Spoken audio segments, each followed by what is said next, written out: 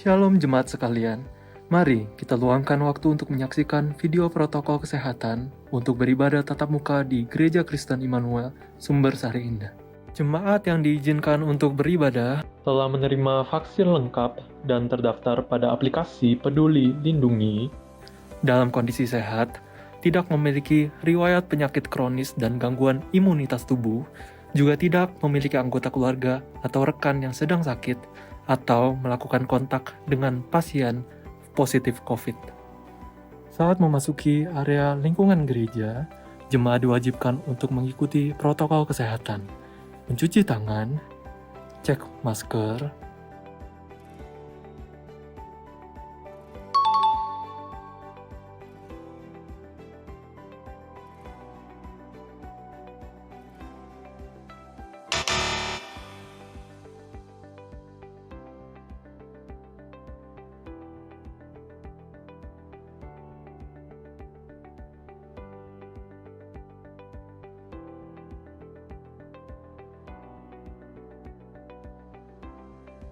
cek suhu tubuh,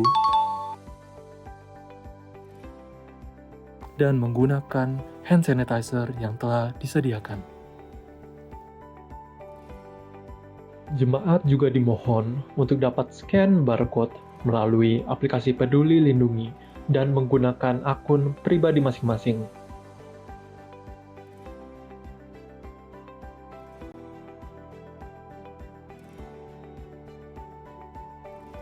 Sebelum memasuki ruang ibadah, jemaat dapat mengantri di belakang garis kuning. Kemudian, majelis yang bertugas akan melakukan pengecekan sesuai daftar hadir. Memasuki ruang ibadah, jemaat dipersilahkan untuk duduk sesuai nomor yang terdaftar dan melakukan sanitasi mandiri terhadap kursi yang akan dipakai.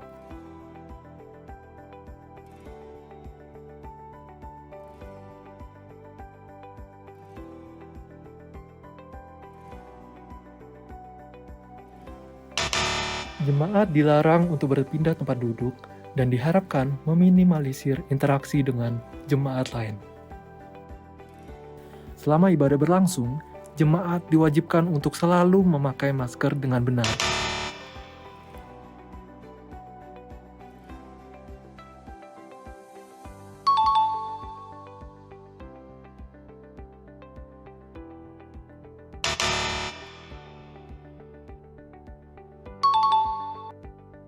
Ruangan ibadah disterilisasi dengan lampu UVC sebelum dan sesudah ibadah. Persembahan dapat diberikan dengan menggunakan amplop persembahan dan dimasukkan ke dalam kantong persembahan yang sudah tersedia, atau scan melalui QR Code yang tertera di depan kursi masing-masing.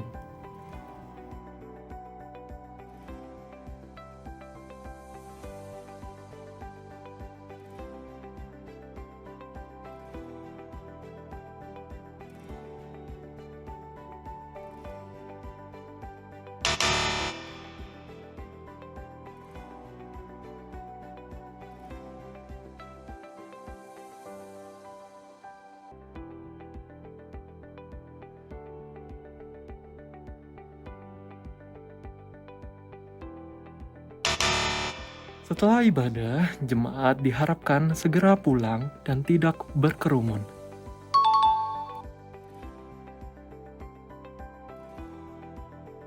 Jemaat diharapkan untuk datang lebih awal 15 menit karena akan dilakukan pengecekan protokol kesehatan. Terima kasih atas perhatian Anda. Selamat beribadah di Gereja Kristen Immanuel, Sumbersari Indah. Tuhan Yesus memberkati. Shalom.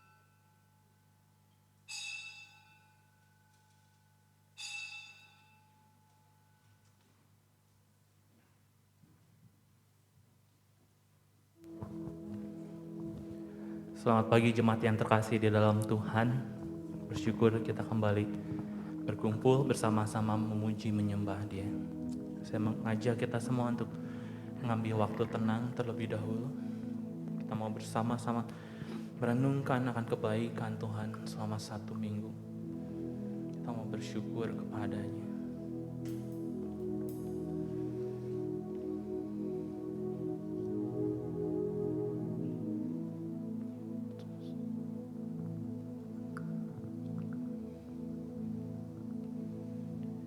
Dengan segenap hati kami mau datang kepadamu Tuhan, membawa diri kami, membawa hati kami sebagai persembahan yang hidup.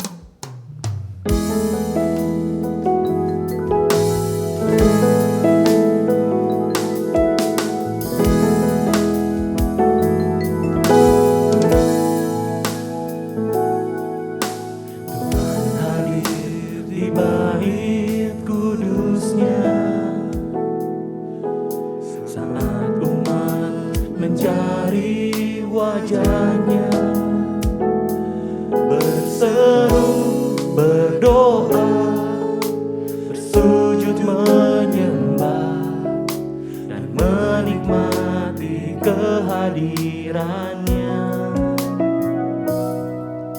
Tuhan mau dekat dengan umatnya yang datang dengan segenap hatinya, berseru, berdoa, bersujud menyembah, dan menikmati kehadirannya.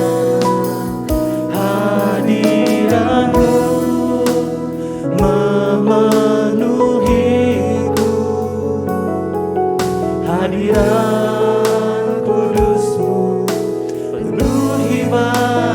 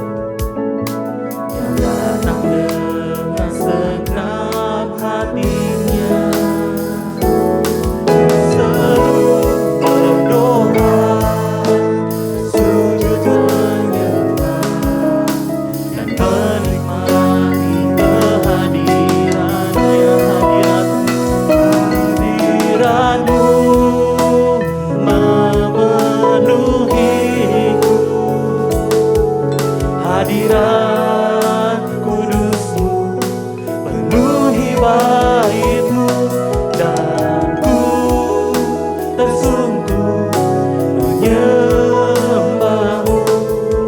Yang ku nampak hanya kemuliaan-Mu, hadirat-Mu memenuhiku, hadirat kudus-Mu penuhi bait-Mu, dan ku tersungkur menyembah-Mu. Yang ku nampak hanya kemuliaan-Mu, hadirat-Mu, hadirat-Mu memenuhiku, hadirat kudus-Mu penuhi bait-Mu, dan ku tersungkur menyembah-Mu. Yang ku nampak hanya kemuliaan-Mu.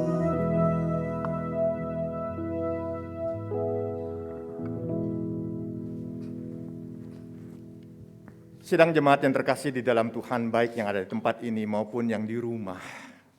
Percayalah dan yakinlah kita berada di dalam lingkup hadirat Allah yang mulia dan yang kudus. Marilah kita menyembah Dia dengan hati yang tulus, murni, dan kita percaya bahwa ibadah kita ini terselenggara karena pertolongan kita ialah dari Tuhan yang menciptakan langit dan bumi dan yang setia memelihara kita umatnya. Turunlah atas kita semua kasih karunia, damai sejahtera dan berkat dari Allah Bapa, Yesus Kristus, dan di dalam persekutuan dengan Allah Roh Kudus. Amin.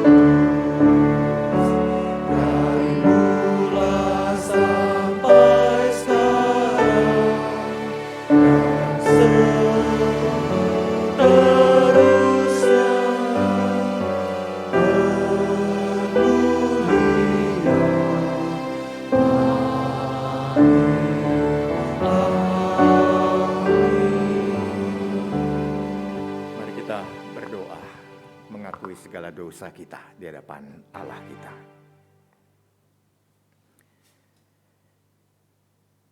Kami datang kepadamu ya Bapa, dengan kerinduan menikmati hadirat-Mu, menikmati penyembahan ini, menikmati firman-Mu. Namun Bapa, kami juga sadar ada yang menghalangi antara kami dengan Engkau, dosa dan kesalahan kami. Saat ini kami minta kepada Engkau Bapa, ampunilah kami. Karena kami hanya bisa membukanya di hadapan Engkau, mengakuinya, dan meminta pertolongan-Mu agar Engkau mengubah kami sepenuhnya menjadi serupa dengan Putra-Mu Yesus Kristus. Terlebih dalam ibadah ini kami ingin menikmati seluruh rangkaian ibadah ini, bahkan sakramen perjamuan yang Engkau selenggarakan bagi kami, dengan penuh dengan kekusukan di hadapan Engkau. Menikmati kasih-Mu di dalam Putra-Mu Yesus Kristus. Berkatilah kami. Berilah kembali kepada kami hati yang penuh sukacita dan syukur. Terima kasih Bapa. Di dalam nama Yesus Kristus kami memohon. Amin. Saudaraku yang kekasih di dalam Tuhan, dengarkanlah berita anugerah buat kita semua pada hari ini. Kamu yang dahulu bukan umat Allah, tetapi yang sekarang telah menjadi umat-Nya. Yang dahulu tidak dikasihani, tetapi yang sekarang ia telah beroleh belas kasihan. Tuhan memberkati kita semuanya.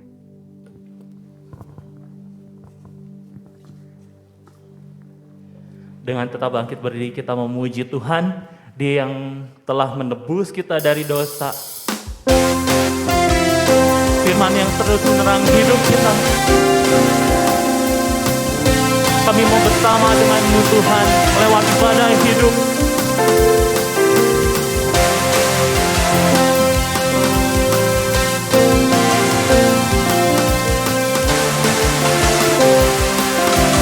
Firman-Mu,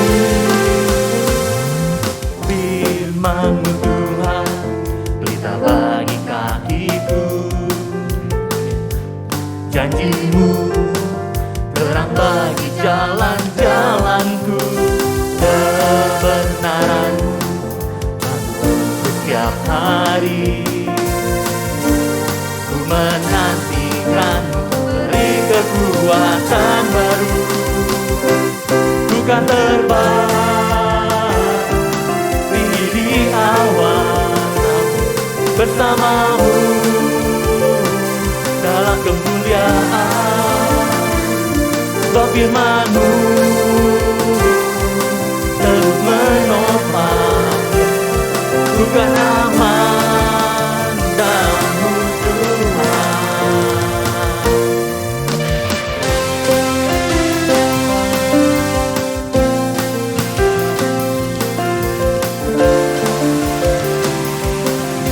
Firman-Mu Tuhan, Firman-Mu Tuhan, bagi kakiku.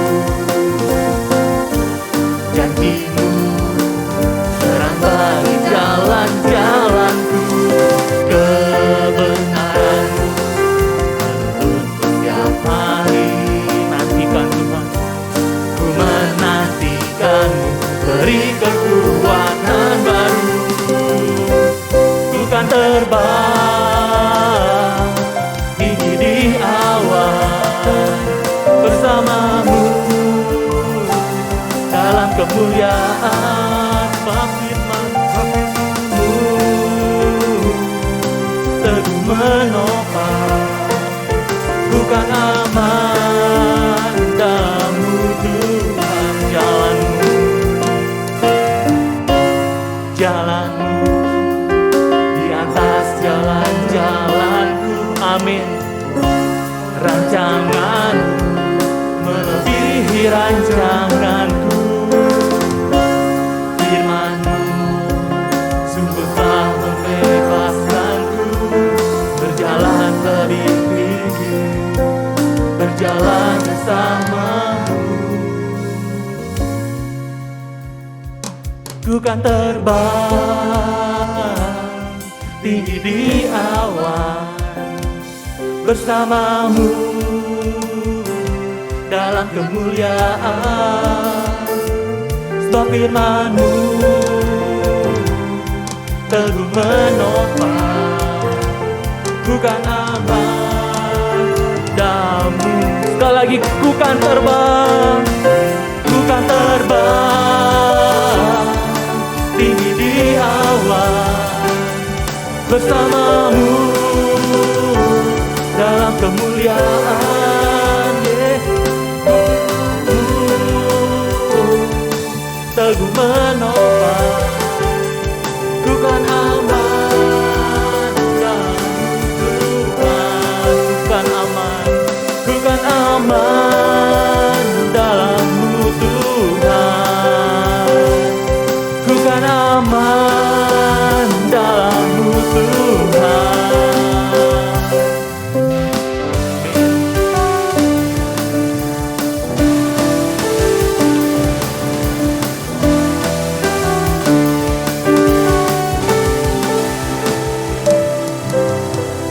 Amin. Jemaat silakan untuk duduk kembali. Sungguh pujian yang begitu luar biasa, yang mengingatkan bahwa firman Tuhan itu sungguh benar, sungguh mampu menerangi hidup kita. Dan saat ini kita mau mendengarkan firman Tuhan, kita sama-sama rindu membuka hati kita. Kita mau dibentuk Tuhan, kita mau semakin mengasihi Dia.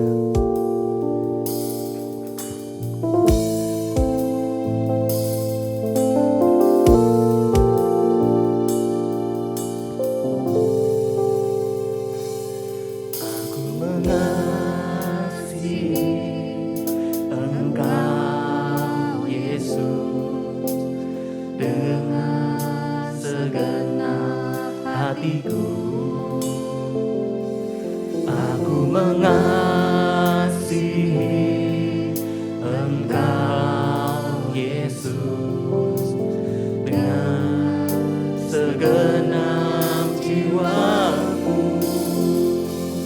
Ku renungkan firman-Mu siang dan malam, ku pegang perintah-Mu dan ku lakukan.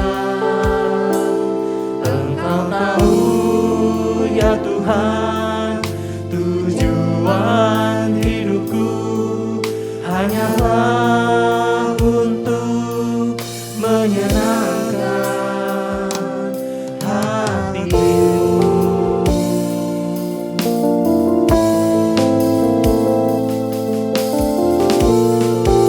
Kami mau mengasihi Engkau. Aku mengasihi Engkau Yesus dengan segenap hatiku. Aku mengasihi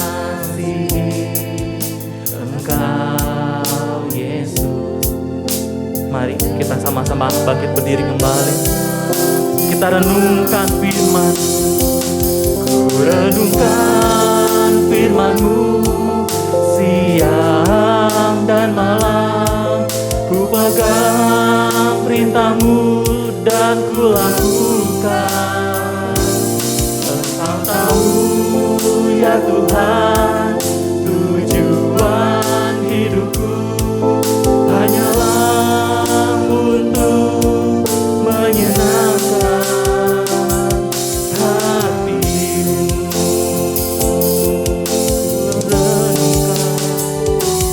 Ku renungkan firman-Mu siang dan malam, ku pegang perintah-Mu dan ku lakukan.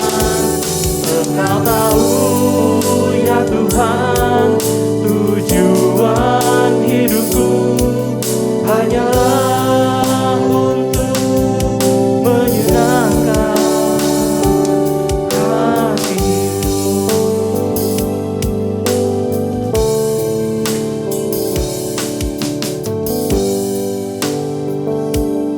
Kami mau merenungkan firman-Mu, Tuhan.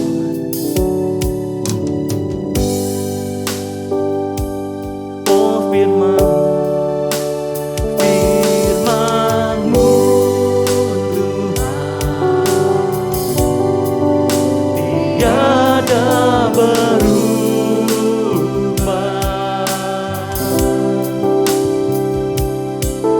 Dahulu, sekarang, selama-lamanya tiada berubah. Firman-Mu Tuhan, penolong hidupku. Ku siapkan hatiku Tuhan untuk dengar firman-Mu.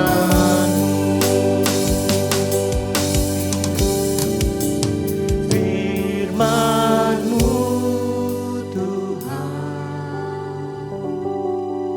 tiada berubah.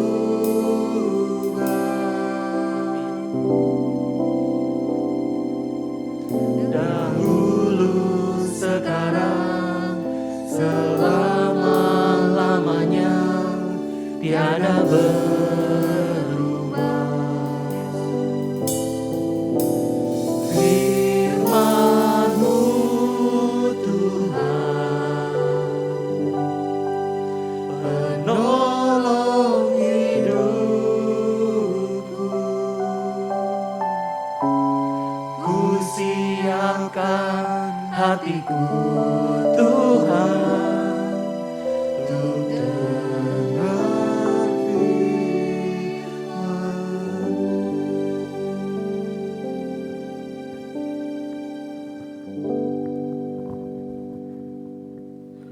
Sidang jemaat yang terkasih, sebelum kita merenungkan firman Tuhan, marilah kita menjawab pertanyaan katekismus pada hari ini dengan satu pertanyaan demikian.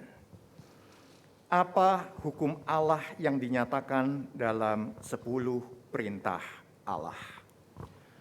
Jangan ada padamu Allah lain di hadapanku. Jangan membuat bagimu sendiri berhala yang menyerupai apapun yang ada di atas, atau di bumi di bawah, atau di dalam air di bawah. Jangan sujud kepada mereka atau menyembah mereka. Jangan menyalahgunakan nama Tuhan Allahmu. Ingatlah dan kuduskanlah hari Sabat. Hormatilah ayahmu dan ibumu. Jangan membunuh, jangan berzina, jangan mencuri, jangan memberikan kesaksian palsu, jangan menginginkan apa yang dipunyai sesamamu. Mari kita berdoa. Perintah-perintah-Mu agung dan besar. Perintah-perintah-Mu adalah pedoman terbaik bagi kami, ya Bapa.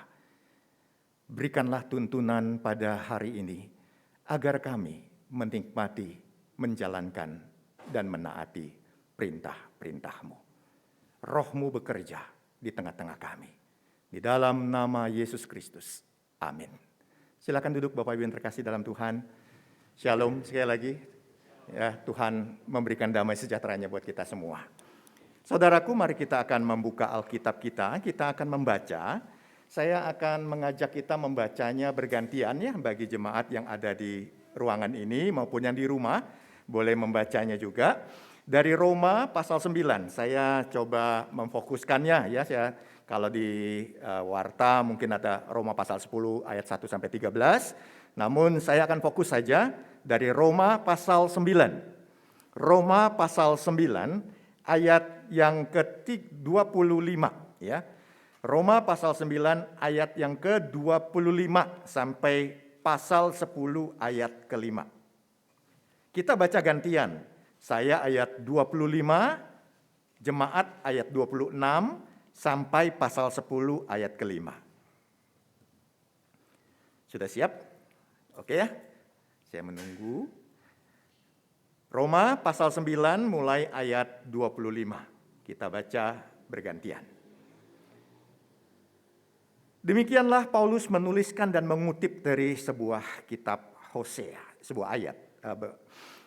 Seperti yang difirmankannya juga dalam kitab Nabi Hosea, yang bukan umatku akan kusebut umatku, dan yang bukan kekasih, kekasih.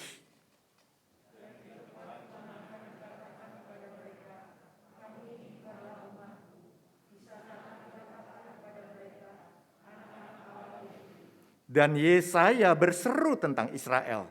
Sekalipun jumlah anak Israel seperti pasir di laut, namun hanya sisanya akan diselamatkan.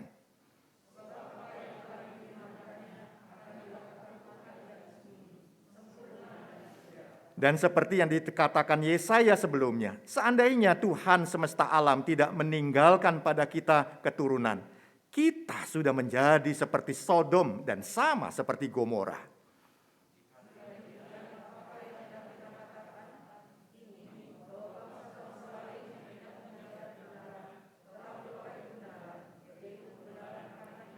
Tetapi bahwa Israel sungguh pun mengejar hukum yang akan mendatangkan kebenaran, tidaklah sampai kepada hukum itu.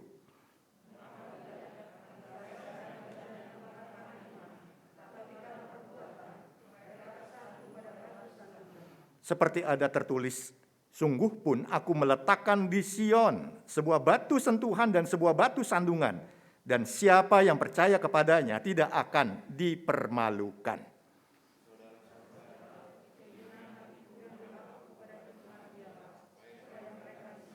Sebab aku dapat memberi kesaksian tentang mereka, bahwa mereka sungguh-sungguh giat untuk Allah, tetapi tanpa pengertian yang benar.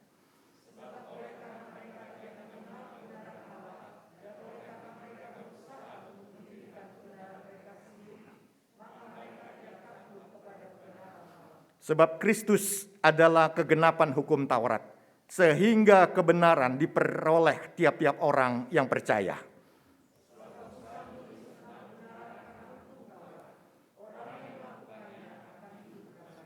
Amin. Sampai sekian pembacaan kita. Sidang jemaat yang terkasih di dalam Tuhan, saya ingin mengajukan sebuah pertanyaan ya. Saya ingin mengajukan sebuah pertanyaan.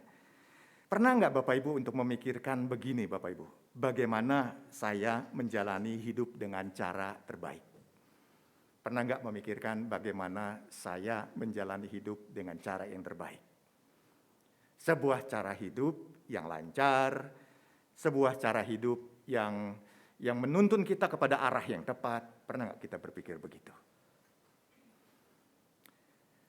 Saudara, Jumat Agung kemarin saya mau meyakinkan kita semua bahwa kita di dalam Kristus tidak perlu takut lagi dengan kematian. Saya tegaskan itu karena kita dalam Kristus. Tapi bagaimana sekarang saya hidup di dunia ini? Itu sebabnya saya mengajukan pertanyaan tadi, saudaraku. Saya memang sudah tidak lagi takut dengan kematian, tetapi ada banyak hal yang saya hadapi di dunia ini. Bagaimana saya menjalani hidup itu dengan cara terbaik, saya sampai selesai semuanya. Saudaraku yang kekasih di dalam Tuhan, tidak sedikit orang berusaha untuk berlatih bagaimana menemukan cara hidup yang terbaik. Orang berupaya untuk mengikuti seminar, training tertentu, melatih mental, melatih karakter, supaya ketika mental dan karakter terbentuk, punya pemikiran yang lebih tajam, wawasan yang lebih luas, sehingga bisa memutuskan bagaimana saya memilih jalan hidup yang terbaik. Saudaraku yang kekasih dalam Tuhan, kalau kita lihat kepada orang Kristen, memang tidak sedikit juga orang Kristen yang melakukan hal tersebut. Tetapi saudara, yang terjadi adalah ketika orang Kristen sendiri kalah dengan hidupnya, kalah dengan persoalannya, kalah dengan pergumulannya, kalah dengan sakit penyakitnya. Ada orang-orang Kristen yang terjebak kepada sekularis keduniawian pada akhirnya. Apa yang saya maksud dengan orang Kristen yang terjebak kepada keduniawian? Mereka merasa bahwa pergumulan-pergumulan yang mereka sampaikan kepada Allah, mungkin juga kita pada hari ini lewat doa, lewat ibadah, lewat perenungan kita tiap hari, yang kemudian kita menghadapi realita hidup kita, nampaknya tidak ada yang berubah. Masalah tidak selesai, pergumulan terus bertambah dan seterusnya, hati makin terbebani. Nah saudara, bagi orang-orang Kristen yang terjebak kepada duniawi, mereka mengambil alih peran Allah itu. Ketika Allah tidak lagi bertindak menurut Dia, maka saya yang mengambil alih kendali itu. Inilah sekularisme. Tindakan orang-orang yang akhirnya memisahkan Allah pada tempatnya dan saya menjalani hidup saya dengan kendali saya sendiri.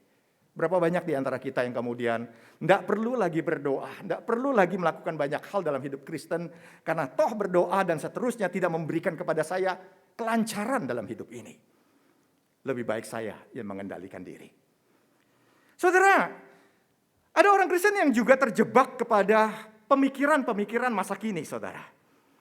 Yaitu pemikiran pasca modern. Ketika hidup ini makin tidak berarti, orang memandang rendah saya, orang menyepelekan saya, orang meremehkan saya, sekalipun bahkan terjadi dalam keluarga. Pasangan saya membuat saya tidak berarti di rumah. Dia membuat saya menjadi seperti seorang yang rendah, layaknya seorang budak dalam kotek pembantu lah ya. Saya tidak punya suara. Bagi seorang anak yang kemudian merasa diremehkan, di mana saya? Saya nggak punya arti lagi. Dalam keputusasaan dan kekecewaan, pemikiran masa kini akhirnya memberikan sebuah tantangan. Kamu tidak perlu ditentukan hidupmu oleh orang lain. Kamulah yang menentukan hidupmu sendiri. Kamulah yang menentukan arti hidupmu dan arah hidupmu berdasarkan kebenaranmu saja. Nggak usah, udahlah gereja hanya bisa memberikan semboyan-semboyan, mimbar gereja hanya bisa memberikan nasihat-nasihat, tapi semuanya berada di dalam tangan kamu. Kamu memiliki kebenaran, kamu punya konteks, kamu punya keadaan sendiri yang mereka nggak tahu. Tentukan saja hidupmu sendiri. Ini yang terjadi, bukan banyak orang Kristen seperti ini, bahkan ada orang Kristen yang mencari nilai kerohanian yang baru. Saudara, hidup ini bisa kacau, hidup ini bisa penat. Datang ke gereja tidak memberikan ketenangan. Datang ke gereja mendengarkan khotbah-khotbah yang berat. Bagaimana saya bisa dapatkan sejahtera kalau begini? Akhirnya hati nuranilah yang berbicara. Inilah gerakan zaman baru. Di mana kemudian orang memutuskan tentang nilai rohaninya sendiri. Saya hanya perlu mendengarkan suara hati. Suara hati yang paling murni adalah suara hati saya yang terdalam. Bukan berdasarkan keyakinan iman Kristen yang saya percaya selama ini. Makanya tidak sedikit saudara, kalau kita perhatikan banyak orang Kristen putus asa. Lalu memunculkan solusi buat dirinya sendiri untuk meninggalkan pijakan iman Kristianinya dan mencari pijakan yang baru. Kok saudaraku yang kekasih dalam Tuhan, saya berharap kita tidak terjebak dengan hal-hal seperti ini. Inilah cara dunia memberikan tawaran kepada kita untuk kita menentukan jalan terbaik hidup kita. Dan di sini juga kita diajak akhirnya melihat bahwa sebenarnya kita membutuhkan cara terbaik menjalani hidup. Semuanya ini memberikan kepada kita kenyataan pada dasarnya kita tuh pengen banget gitu ya untuk memiliki cara hidup yang terbaik. Yuk kita kembali kepada apa yang Alkitab ajarkan. Saudaraku, kalau kita memperhatikan Alkitab, maka Alkitab memberikan penjelasan kepada kita. Hanya Allah yang paling tahu apa yang terbaik bagi kita. Percaya? Amin ya nih? Hanya Allah yang tahu apa yang terbaik buat kita. Amin gak? Saya pikir ini menjadi pokok kita. Saya yakin dia tahu yang terbaik. Saya tahu hanya dia. Nah, kemudian inilah menjadi pokok yang kemudian kita tahu. Di luar diri saya ada yang tahu jalan hidup saya. Yaitu Allah. Kenapa? Karena Allah kita adalah pencipta kita, penebus kita.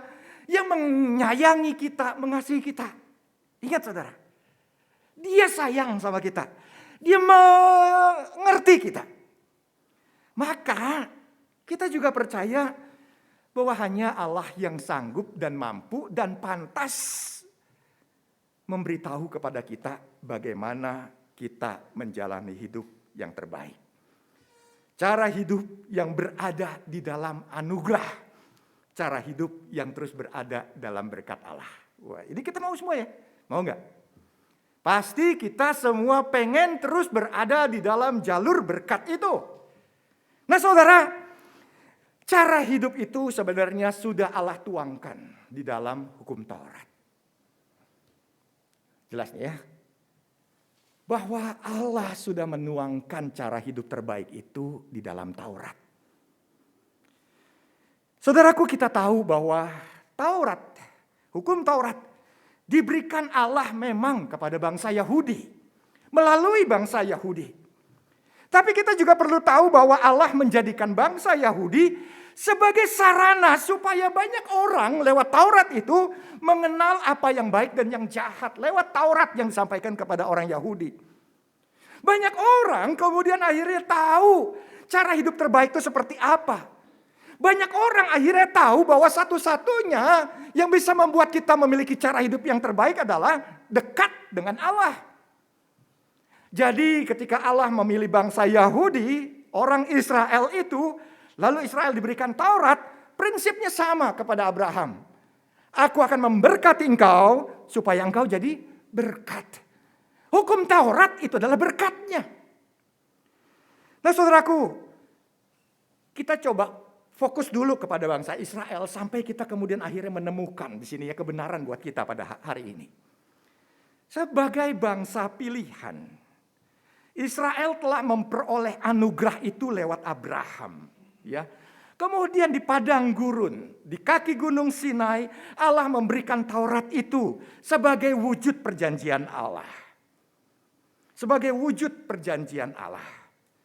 Saudara, kalau kita perhatikan sampai di sini, akhirnya tidak ada bangsa selain bangsa Israel memiliki cara hidup yang terbaik.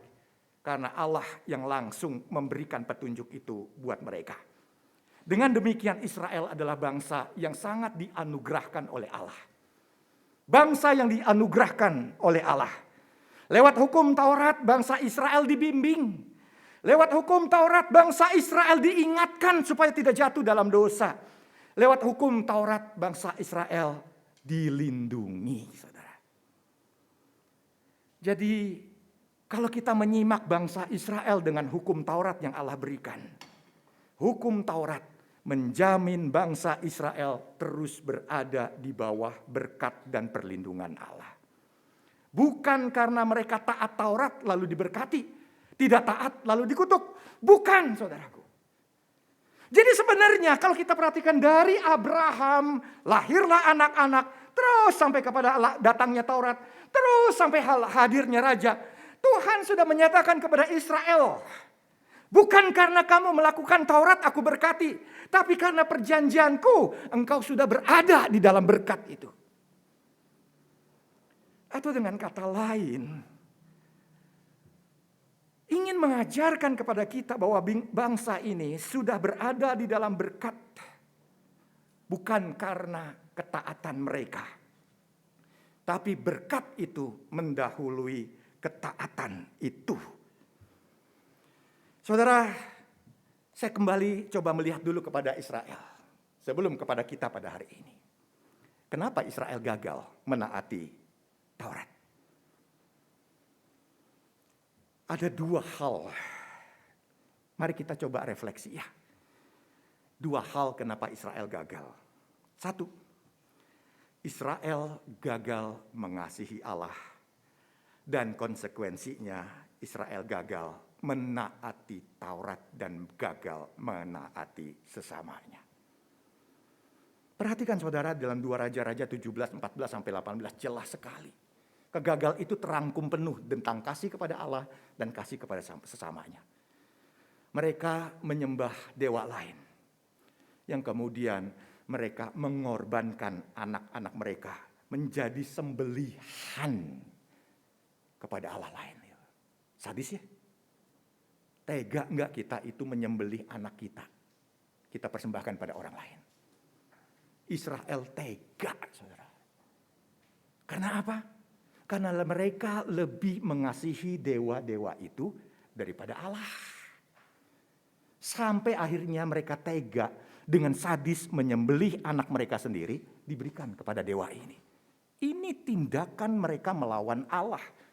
Gagal untuk mengasihi Allah. Sampai akhirnya gagal untuk menaati Taurat. Saudara di dalam Tuhan, kalau kita boleh berefleksi sampai pada hari ini. Bagaimana kadar kasih kita kepada Allah? Bagaimana kadar kasih kita kepada Allah? Kalau kita gagal mengasihi Allah, maka kita pun akan sulit menaati perintah-perintah Allah. Coba pertanyakan kepada diri kita sampai hari ini. Kenapa saya tidak begitu sempurna yang kemudian menaati satu bait saja dari perintah itu? Satu bait saja. Pertanyaan pokoknya, seberapa besar, dalam, dan tinggi kasih kita kepada Allah? Israel gagal di sana. Akhirnya kalau kita gagal mengasihi Allah, hidup kita yang terbaik adalah mencari berkat Allah, bukan mencari Allah. Kita mengejar rejeki daripada mengejar Allah yang menjadi sumber rejeki kita. Saudara, ketika kita mengejar berkat dan mengejar rejeki, maka makin dikejar rejeki itu makin lari, makin cepat, saudara. Percaya nggak? Semakin Anda bekerja mengejar rejeki, semakin Anda akan terus membanting tulang kan? Karena kenapa? Karena menghitung-hitung saudara untuk besok. Saya punya target sekian rupiah mengambil keuntungan. Jangan sampai besok, kalau besok akan jatuh, ada kehilangan kesempatan dan seterusnya. Makanya kita akan mengejar rejeki itu. Ketika kita mengejar rejeki, mengejar berkat, bukan mengejar Allah. Tanpa kasih Allah, pada waktu yang sama, kita sudah kehilangan berkat. Ketika kita tidak mengasihi Allah, pada waktu yang sama, kita sudah kehilangan berkat. Itu yang terjadi dengan Israel. Kedua, Israel menghidupi Taurat dengan kuasa kedagingan. Tubuh yang dikuasai oleh dosa.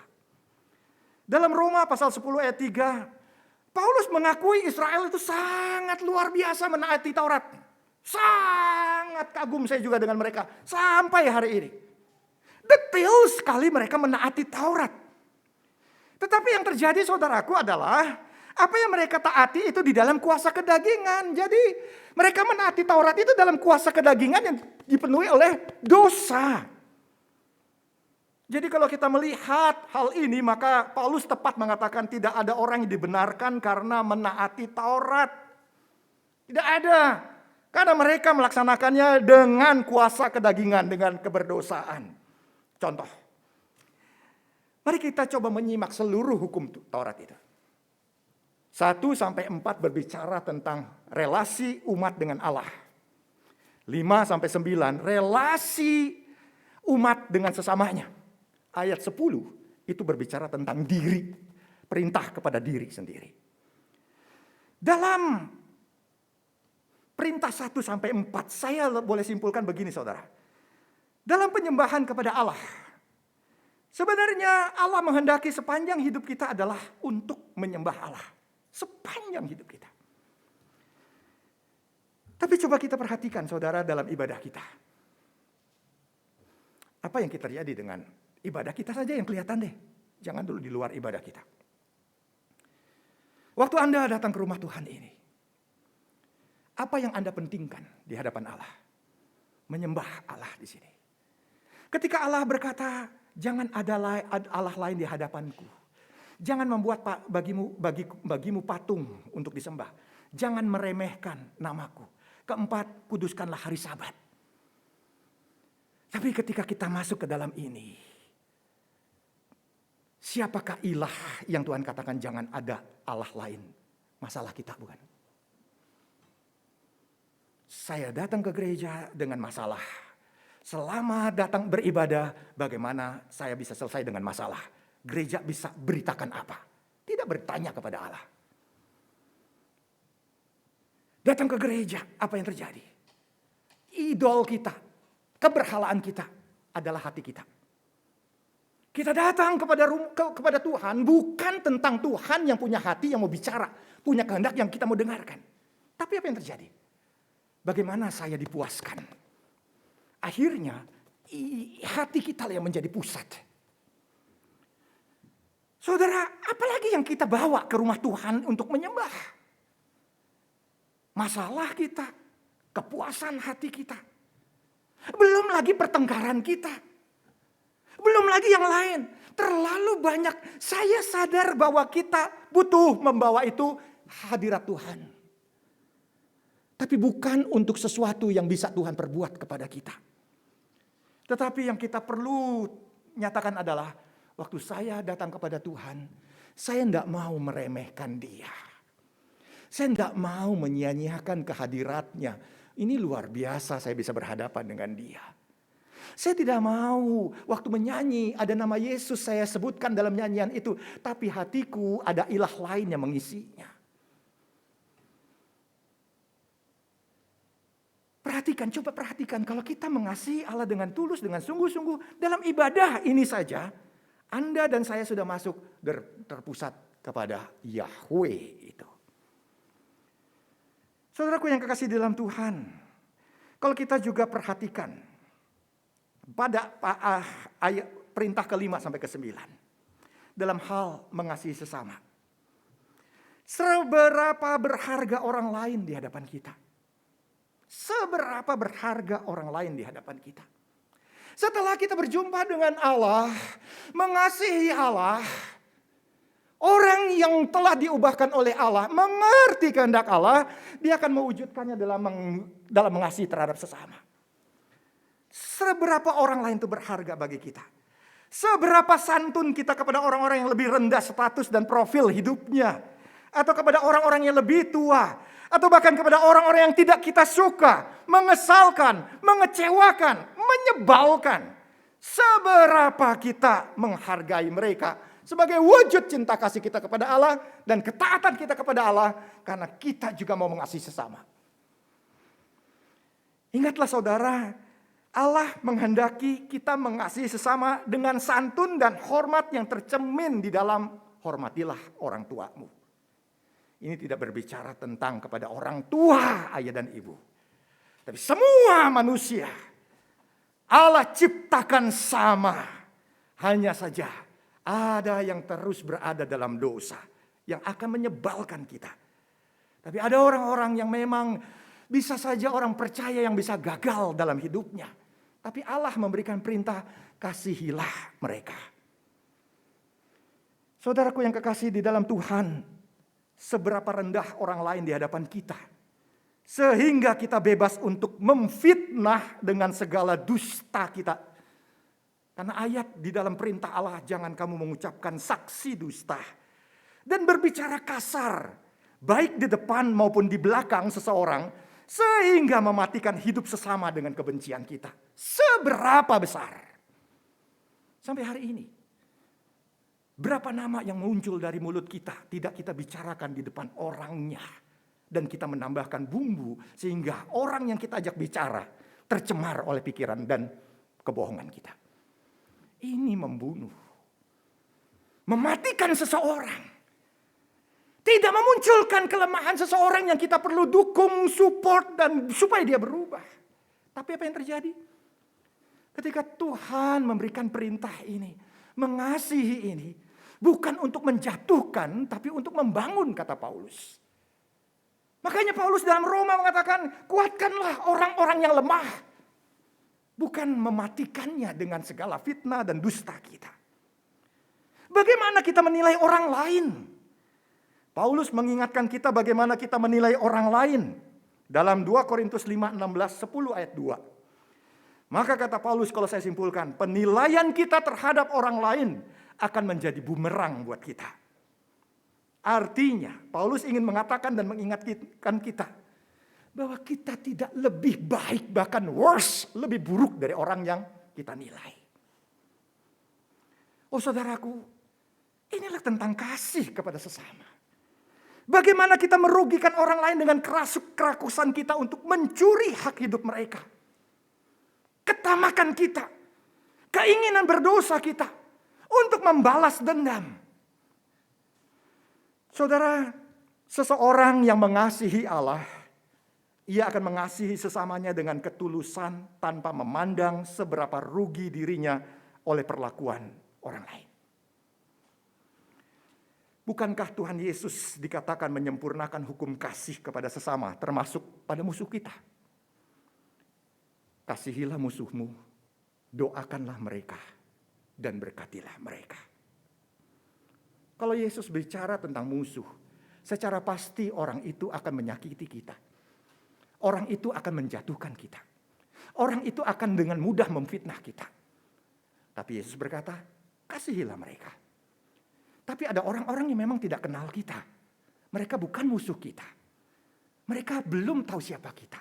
Mendengar mereka berbicara tentang kita, kasihilah mereka. Mereka belum jadi musuh kita. Tapi biarlah Tuhan yang akan mengubah dia tentang kita. Inilah kehidupan dalam persekutuan. Perhatikan saudara. Kasih itu akhirnya terwujud dalam kehidupan bersama kita. Nah kemudian pada hukum yang ke-10 kalau kita mau refleksikan. Seberapa harga diri kita. Seberapa nilai diri kita. Sehingga kita harus mengingini milik orang lain. Atau boleh dikatakan jangan kamu serakah. Semakin serakah, sebesar itulah harga diri kita.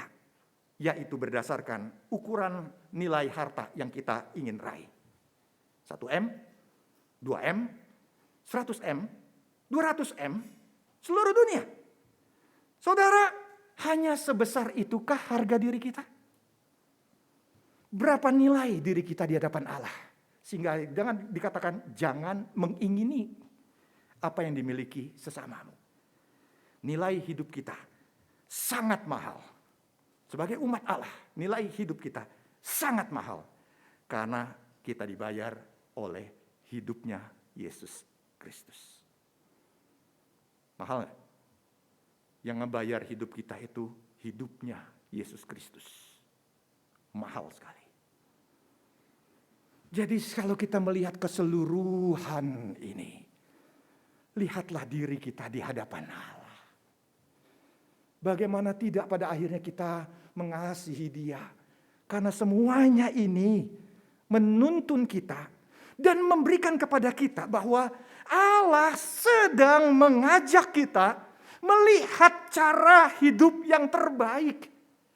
Cara hidup yang sesuai kehendak Allah. Memang Mengikuti cara ini akan menimbulkan respon dan reaksi yang tidak pernah kita duga dari orang sekitar kita. Tapi Allah menginginkan kita untuk tekun di dalam cara hidup yang terbaik itu. Mengasihi Allah, mengasihi sesama, seperti mengasihi diri sendiri. Saudaraku, dengan menaati Taurat semestinya kita memandang hukum itu sebagai pemberian dan anugerah Allah. Pemberian yang mengekspresikan kehendak Allah yang paling jelas, betul nggak? Kalau kita bertanya apakah kehendak Allah itu 10 hukum adalah kehendak Allah yang paling jelas. Karena di dalam Taurat mengandung janji hingga puncaknya di dalam Yesus Kristus. Pasal 10 ayat ke-5. 4 tadi dikatakan oleh Paulus. Yesus adalah kegenapan hukum Taurat. Jadi Yesus adalah kesempurnaan dari Taurat itu. Dan Tuhan sendiri mengatakan demikian. Janganlah kamu menyangka, kata Tuhan Yesus, bahwa aku datang untuk meniadakan hukum Taurat atau kitab para nabi. Enggak. Aku datang bukan untuk meniadakannya, melainkan untuk menggenapinya. Wah, luar biasa saudara. Kristus membenarkan orang percaya di hadapan Allah bukan karena melaksanakan Taurat. Tapi ia membenarkan kita melalui dirinya sehingga kita berdamai dengan Allah. Kita bebas dari dosa. Kita diubahkan oleh Roh Kudus. Roh Kudus kemudian menanamkan Taurat di dalam hati kita. Perhatikan, luar biasa. Kalau Israel gitu ya, dipilih, kemudian baru Taurat diberikan. Tapi mereka gagal. Kalau kita, Yesus Kristus datang menyempurnakan Taurat. Dirinya menjadi korban. Sehingga kemudian dirinya itu membenarkan kita di hadapan Bapa. Kamu udah berdamai dengan Allah. Kamu udah beres. Kamu gak dikuasai oleh dosa. Dan kemudian Roh Kudus mengubah kita. Otomatis Roh Kudus menanam Taurat itu di hati kita. Setiap kita sudah punya Taurat. Setiap kita sudah punya Taurat. Kalau Paulus dalam 2 Korintus pasal 3 ayat 3 berkata begini. Karena telah ternyata bahwa kamu adalah surat Kristus yang ditulis oleh pelayanan kami. Ditulis bukan dengan tinta tetapi dengan roh dari Allah yang hidup. Bukan pada loh batu. Melainkan pada loh daging yaitu dalam hati manusia. Kita memiliki hidup yang baru. Yakni hidup dalam kuasa roh dan kemurnian Roh Kudus. Akibatnya apa sih? Saudara, akibatnya kalau orang-orang yang sudah dikuasai roh dan hidup baru dalam Kristus, kita semakin mengasihi Allah. Semakin mengasihi Allah. Semakin menikmati kehendak Allah. Semakin mengasihi sesama. Semakin mengalami pertumbuhan rohani. Semakin diubahkan karakter dan mentalnya seperti Kristus. Kenapa? Kenapa bisa begitu? Ingat saudara, seperti Israel. Dengan perjanjian itu, Israel lewat Abraham sudah berada dalam berkat-Nya. Kita dengan perjanjian dalam Kristus, kita sudah berada dalam berkat Allah. Kita sudah berada dalam berkat Allah. Coba kasih tahu teman-temannya, kita sudah berada dalam berkat Allah. Kita sudah berada dalam berkat Allah. Berkat itu gak perlu dikejar lagi. Berkat itu gak perlu diminta lagi. Berkat itu sudah ada. Kita berada di dalamnya. Itu sebabnya Allah menuntun kita. Kita bisa menikmati Taurat itu karena kita sudah berada di dalam berkat-Nya. Jadi saudaraku, hanya oleh Yesus Kristus kita menikmati Taurat di dalam kasih dan kecintaan kita kepada Allah. Cinta kita kepada Allah membuat kita cinta pada kehendak Allah dan perintah Allah. Kita menikmati bimbingan Allah. Kita menikmati perlindungan Allah. Kita menikmati berkat di dalam Allah. Bahkan sebagai umat Allah yang sejati. Bahwa kita tidak akan pernah lepas dari berkat itu. Saudaraku yang kekasih, dalam warta kita minggu ini. Saya menyampaikan 2 pertanyaan refleksi tentang kecintaan kita kepada Taurat dan kepada Allah. Bagaimana hubungan kecintaan kita kepada Allah dengan kecintaan kita kepada hukum Allah. Yang kedua, bagaimana kita bisa sepenuhnya menaati hukum Allah? Jawabannya adalah dengan menyintai Allah sepenuhnya. menikmati Taurat sepenuhnya, menyintai sesama kita. Kita sedang menikmati Taurat. Bagaimana kita menikmati Taurat Allah dalam kehidupan yang baru dalam Kristus? Jawab Yesus kepada kita. Kasihilah Tuhan Allahmu dengan segenap hatimu, dan dengan segenap jiwamu, dan dengan segenap akal budimu. Itulah hukum yang pertama, yang terutama dan yang pertama. Dan hukum yang kedua yang sama dengan itu ialah kasihilah sesamamu manusia seperti dirimu sendiri. Apakah Yesus kembali menjanjikan berkat? Tidak. Karena kita sudah berada di dalam berkat. Yang tinggal kita lakukan adalah kasihilah Tuhan Allahmu dan sesamamu. Jalani itu. Percayakan hidupmu kepada Allah. Hidup dengan cara yang terbaik di dalam kehendak Allah. Itulah yang Yesus ungkapkan dalam Matius pasal 22 ayat 37 sampai 39. Mari kita berdoa.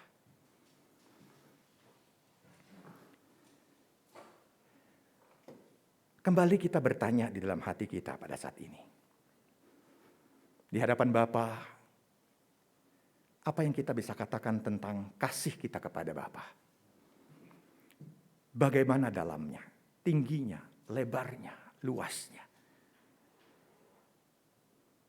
Mungkin kita juga bisa mengungkapkan di hadapan Bapa, Bapa, aku gagal mengasihi sesama. Aku gagal menaati perintah-perintah itu. Tapi aku secara pribadi mau menghidupi dan menikmatinya. Bukan sebagai beban, karena Engkau telah menanamnya di hatiku. Tolonglah aku.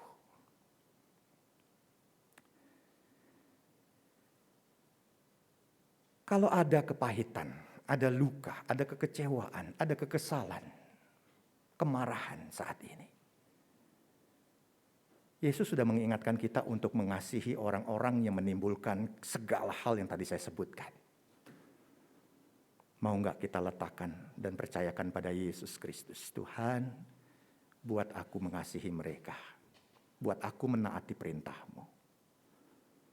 Karena itulah, aku ingin menikmati hidup bersama dengan Engkau. Dan Yesus juga mengingatkan kita untuk ampunilah mereka, doakan mereka dan berilah berkat kepada mereka. Karena Engkau sudah berada dalam berkat Allah. Saya berharap setelah kita mengakui semuanya, mengerti jalan terbaik yang Tuhan telah berikan pada kita, kita boleh bersekutu dalam sakramen perjamuan ini dengan hati yang sungguh dalam sebuah ketulusan, kasih kepada Allah. Bapa di surga, pada saat ini, umat-Mu berdoa, umat-Mu menyerahkan segala pemikiran, segala hal yang terjadi di dalam hatinya. Biarlah Bapa, Engkau sendiri yang memulihkan, menyembuhkan, menguatkan. Sehingga firman, perintah yang Engkau tanam boleh hidup dan hidup umat-Mu seturut dengan kehendak-Mu. Berkati kami dalam nama Yesus. Amin. Sidang jemaat yang terkasih di dalam Tuhan. Mari kita akan mempersiapkan hati untuk menerima perjamuan kudus saat ini. Sekali lagi, saya ingin mengingatkan bahwa perjamuan ini hanya diselenggarakan di dalam ruang ibadah ini bagi yang di rumah. Tidak diperkenankan untuk menyiapkan sendiri roti dan anggur. Mari Bapak Ibu yang di rumah berefleksi di hadapan Tuhan ya. Kalau Tuhan kehendaki nanti bulan Juli kita atau minggu depan kalau Bapak Ibu ingin hadir, kita masih menyelenggarakan perjamuan kudus. Baik Bapak Ibu sekalian, saya mengundang teman-teman rekan sepelayanan untuk bisa bersama-sama dengan saya untuk melayankan perjamuan kudus.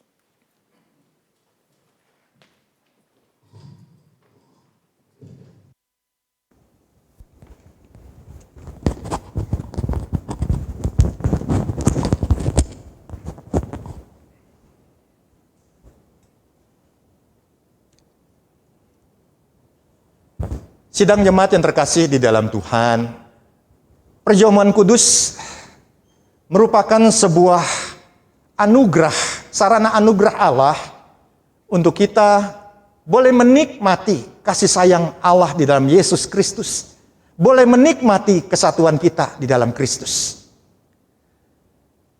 Perjamuan kudus seperti bagaimana Yesus memberi makan makanan rohani kepada kita untuk menguatkan kita, mengokohkan iman kita dengan mengenang Dia yang tersalib. Di sana Dia membenarkan kita. Di sana Dia menunjukkan kasih sayang Bapa kepada kita. Marilah kita menikmati roti dan anggur ini dengan rasa syukur dan terima kasih atas kasih sayang itu dan dipersekutukan dengan Kristus. Mari kita sekali lagi berteduh di hadapan Tuhan. Ungkapkan syukur kita kepada Allah. Katakan, aku siap ya Tuhan untuk hidup di dalam Engkau.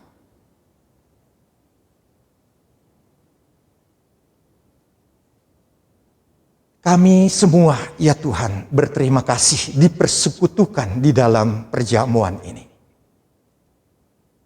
Biarlah Tuhan Engkau menguatkan, meneguhkan iman kami. Terima kasih Tuhan Yesus. Amin.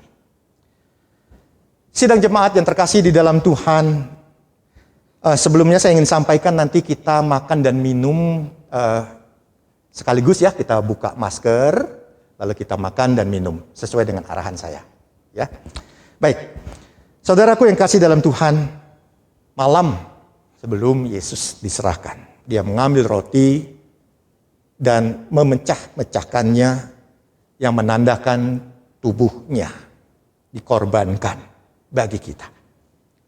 Dan Dia berkata, inilah tubuhku, ambillah dan makanlah, jadilah peringatan akan aku. Setelah itu Yesus mengambil cawan yang berisi air anggur dan berkata kepada murid-muridnya dan kepada kita, minumlah kamu semua dari cawan ini. Inilah darah perjanjian yang ditumpahkan bagi banyak orang. Jadilah peringatan akan aku. Bagikanlah. Bagikanlah. Bagikanlah. Terimalah dengan hati yang penuh dengan syukur kepada Kristus.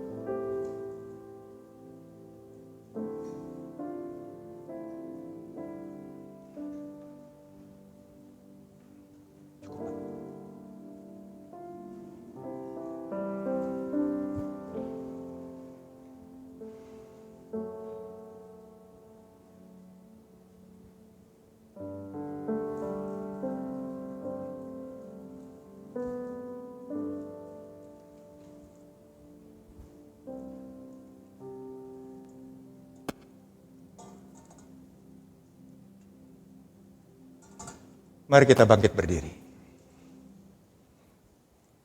Mari kita buka dengan bagian roti sebelah atas. Kita mengambilnya dan kita mengangkatnya.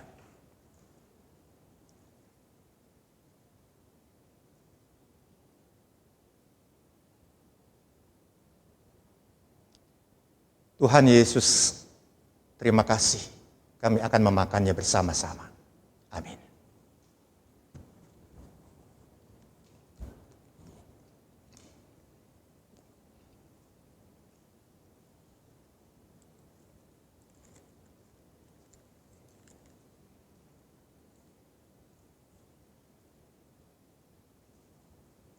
Mari kita membuka bagian anggur dengan kita membaliknya. Dengan perlahan.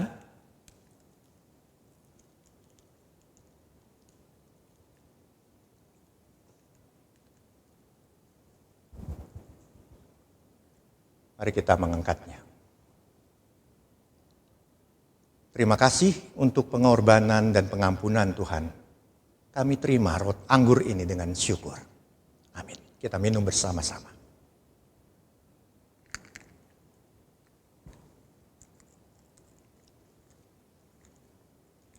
Mohon kepada Diaken Harki untuk menyampaikan doa.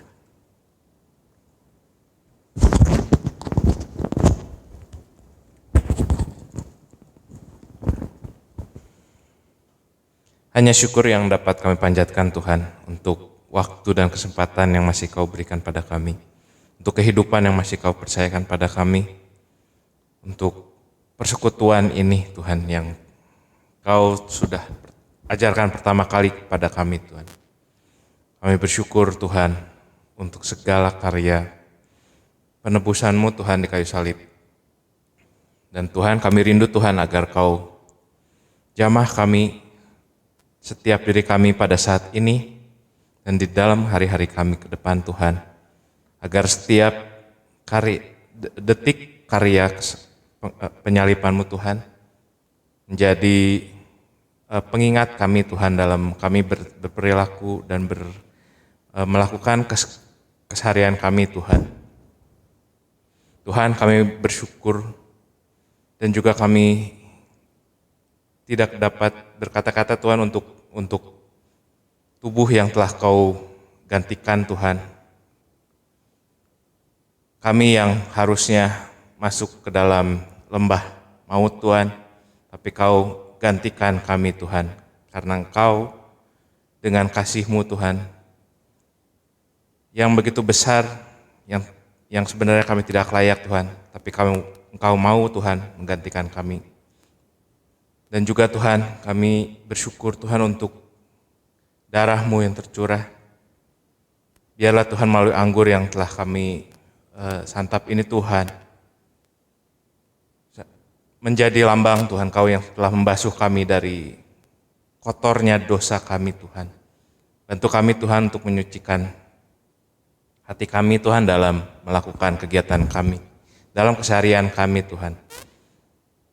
Biarlah Tuhan Kau yang menguduskan Tuhan perjamuan hari ini Tuhan. Kau yang tahu hati kami, Kau yang tahu pergumulan kami Tuhan. Tak lupa Tuhan, kami juga ingin mendoakan Tuhan saudara-saudara kami yang ada di rumah Tuhan.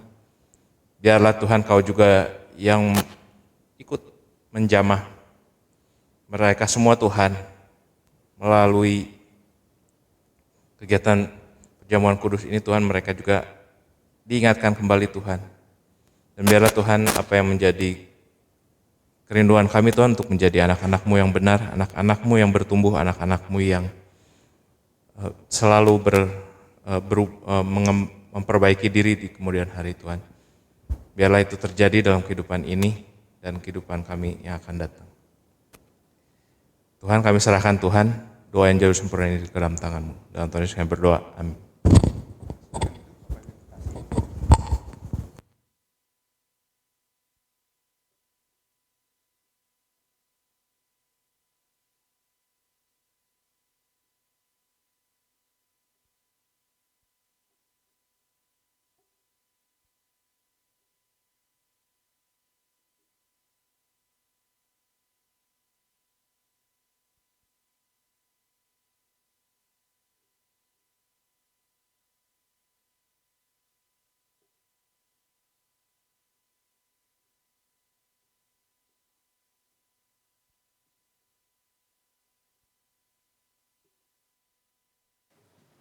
Demikianlah pemberitaan firman Tuhan dan sakramen, biarlah kita semakin lekat dengan Kristus dan hidup semakin penuh dengan rahmat dan anugerah Tuhan. Amin.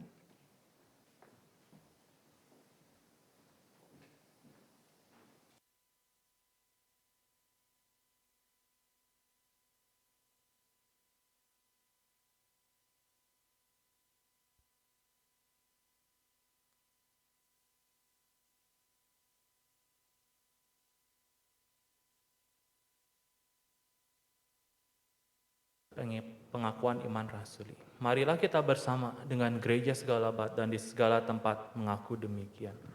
Aku percaya kepada Allah, Bapa yang Maha Kuasa, Khalik langit dan bumi, dan kepada Yesus Kristus, anak yang tunggal Tuhan kita, yang dikandung dari Roh Kudus, lahir dari darah Maria, yang menderita sengsara di bawah pemerintahan Pontius Pilatus, disalibkan, mati dan dikuburkan, turun ke dalam kerajaan maut.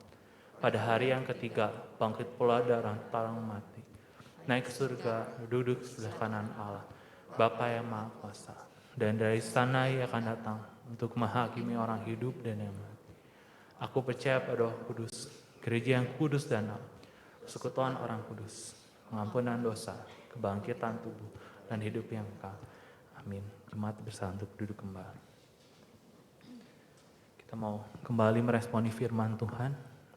Kita yang telah mengetahui kebenaran akan firman Tuhan, kita mau menyatakan, Tuhan, ketika aku mau hidup, aku hanya hidup bagi Engkau.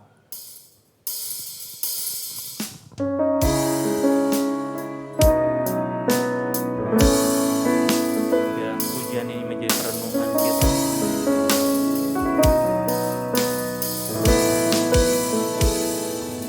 Yesus, Kau kebenaran yang menyelamatkanku. Kau memberikanku hidup dan pengharapan.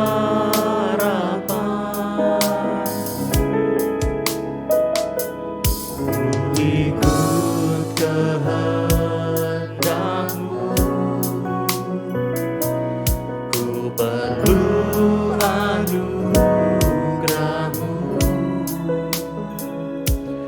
Ku nyatakan janjiku kepadamu.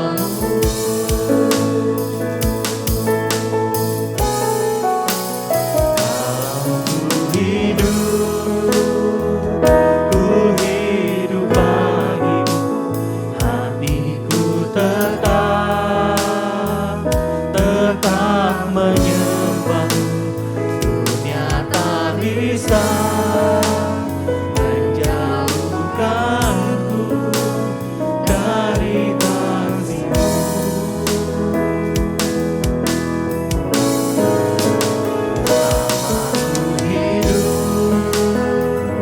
Ku hidup bagimu, mataku tetap memandangmu. Dunia tak bisa menjauhkanku dari kasih-Mu. Mari kita bangkit berdiri. Yesus, Kau kebenaran yang menyelamatkanku. Amin. Kau memberikanku hidup dan pengharapan.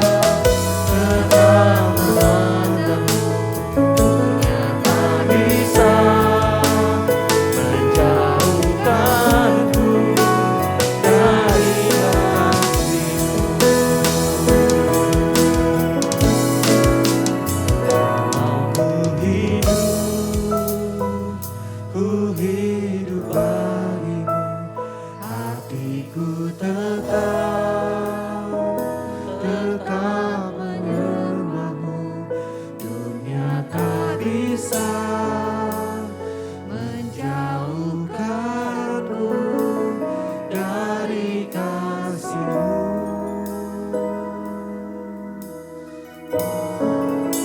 Selama ku hidup bagimu, mataku tetap memandangmu. Dunia tak bisa menjauhkanku dari kasih-Mu.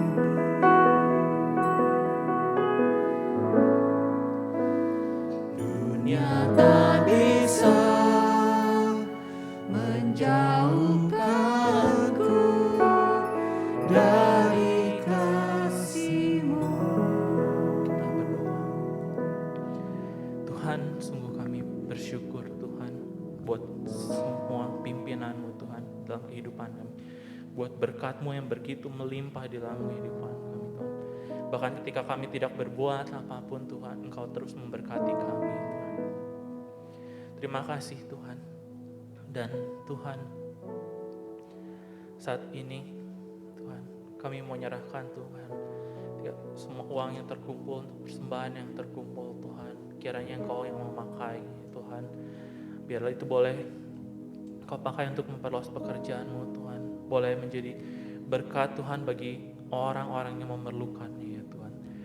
Dan terlebih lagi Tuhan, kami rindu memberikan diri kami masing-masing untuk Engkau pakai menjadi persembahan yang kudus dan yang berkenan kepadamu Tuhan. Tuhan, saat ini juga kami mau berdoa Tuhan bagi bangsa kami Tuhan yang mungkin akan memasuki masa endemi Tuhan. Biarlah kami boleh diberikan hikmat Tuhan untuk boleh tetap Tuhan menjaga protokol Tuhan. Dan kiranya boleh COVID ini boleh berakhir Tuhan. Dan kami semua boleh kembali bersama-sama bersekutu di tempat-Mu ini. Terima kasih Tuhan.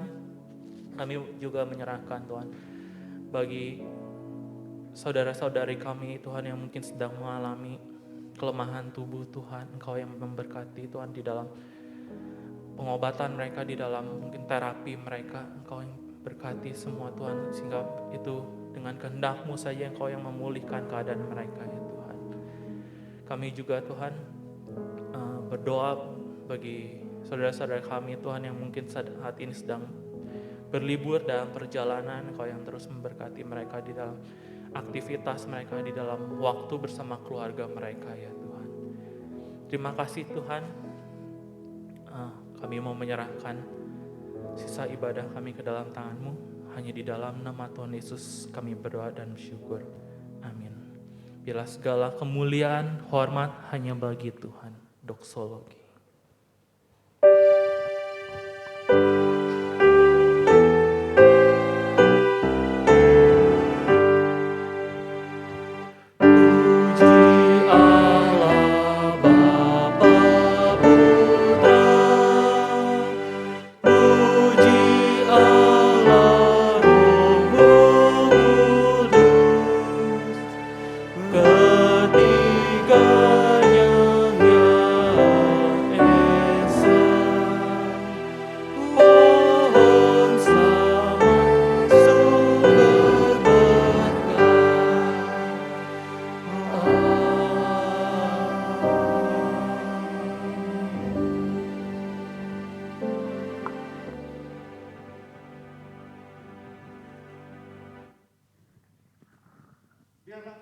Kita hidup di dalam berkat yang sudah Allah nyatakan kepada kita. Nikmatilah berkat itu di dalam kasih kepada Allah dan sesama. Pulanglah dengan damai dari Tuhan. Tuhan memberkati dan melindungi engkau. Tuhan menyinari engkau dengan wajah-Nya dan memberikan kasih karunia. Tuhan menghadapkan wajah-Nya kepadamu dan memberikan damai sejahtera. Amin. Amin.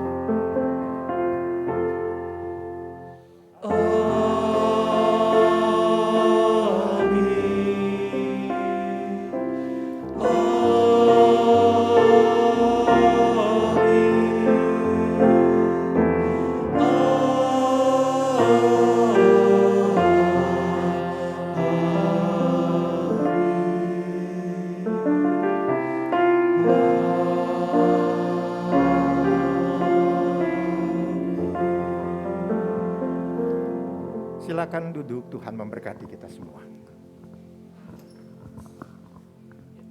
Ada sedikit pengumuman. Yang pertama, untuk kapasitas gedung gereja akan ditambah menjadi 75 orang. Dan yang kedua, bagi jemaat yang rindu untuk bisa ikut perjamuan kudus, dipersilakan untuk mendaftarkan diri ke link yang akan dibagikan di esok hari. Demikian pengumuman tambahan pada hari ini. Dipersilakan untuk saat teduh. Tuhan Yesus memberkati kita semua.